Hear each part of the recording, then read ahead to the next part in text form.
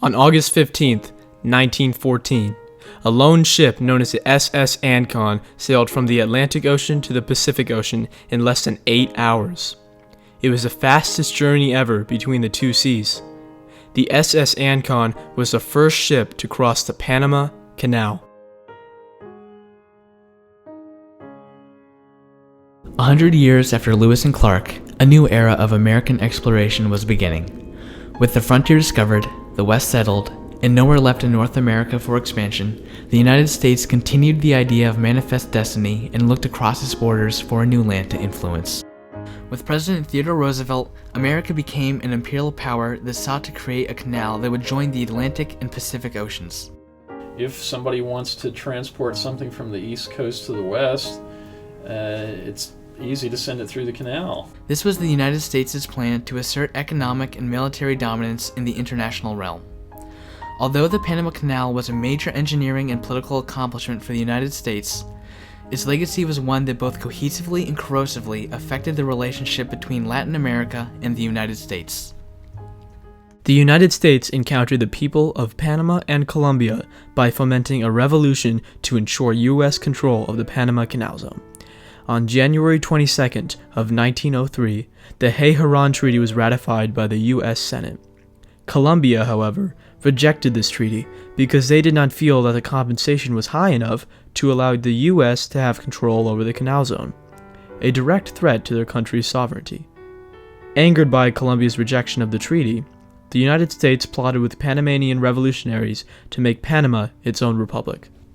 The U.S. sent a fleet of warships known as the Great White Fleet to intimidate the Colombian government and ensure its cooperation. The United States also gained control of the country's railways to prevent Colombian soldiers from getting to Panama City, the site of the rebellion.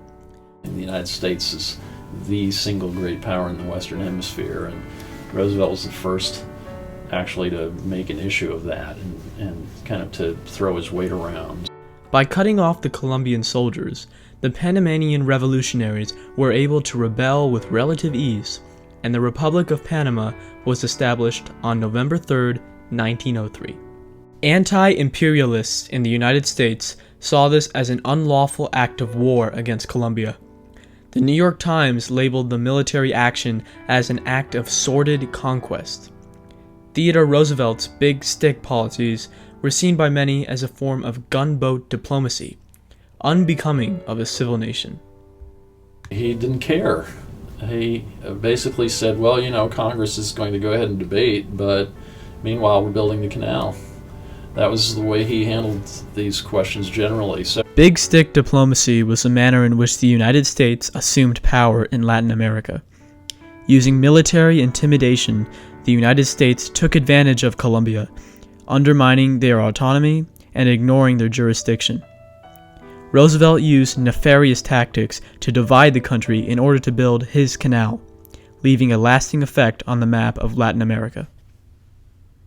Soon after Panama declared its independence, the United States recognized the country and made plans to ratify a treaty.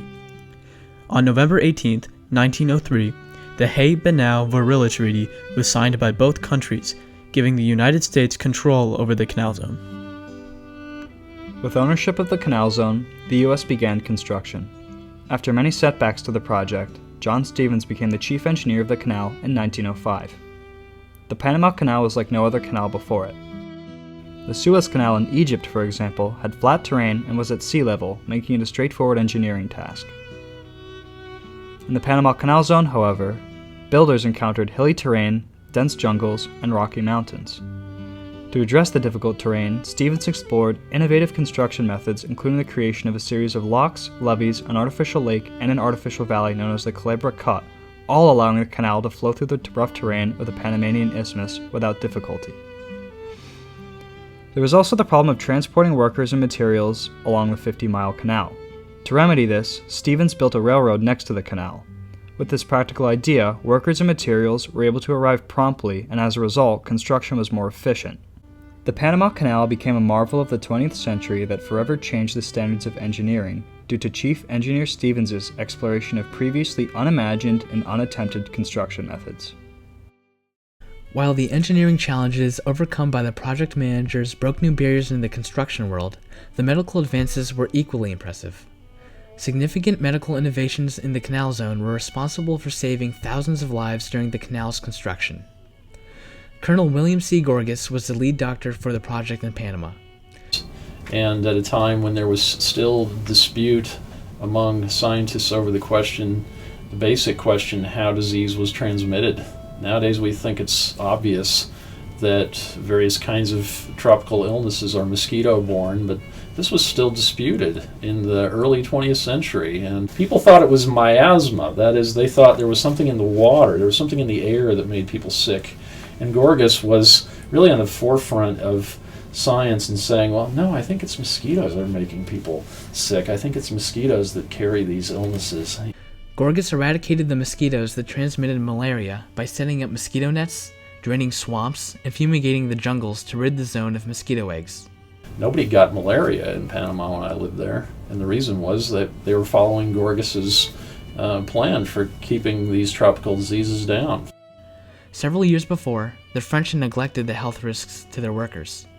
They did not acknowledge the dangerous effects of the jungle diseases, which resulted in over 20,000 deaths. By the end of the project, 5,000 workers died due to diseases and accidents, the majority of which occurred between 1904 and 1906. As a result of Gorgas's hard work, the workers faced a fatality rate of less than 1% between the years 1906 and 1914. Without Colonel Gorgas, the death toll would have certainly risen.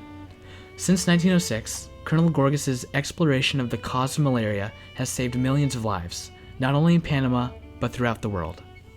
Despite the scientific advances made in the canal zone, a grim reality remained. Black workers were 4 times more likely to die than their white counterparts. The canal's most dangerous jobs, such as detonating dynamite, were given to minorities. Hundreds died due to a lack of labor regulations. White workers and black workers were also paid differently. Black workers were compensated in silver coins, whereas white workers were paid in gold. Though the building of the canal was an incredible engineering accomplishment, it was made possible through the exploitation of minority workers. With American imperialism, the United States spread elements of racism on an international level, resulting in Jim Crow-era treatment of minority workers in Panama. This mistreatment contributes to the negative aspects of U.S. intervention in Latin America, as America's actions reflected those of a greedy empire that looked down on other cultures and ethnicities. After a decade of hard labor and over 5,000 deaths, the United States finally finished what it had set out to do. It gave America the path it needed between the Atlantic and Pacific Oceans to assert military and economic dominance. When the canal was opened for international use, however, it was nowhere near the front page of the newspapers. The beginning of World War I was unfolding in front of the eyes of the world, making the canal a footnote in international news. Following its completion, the Panama Canal operated as a U.S. entity for decades, causing friction between the two countries. A 1964 riot between Panamanians over whether the United States had the right to fly the American flag in the canal zone led Panama to sever all diplomatic ties with the U.S.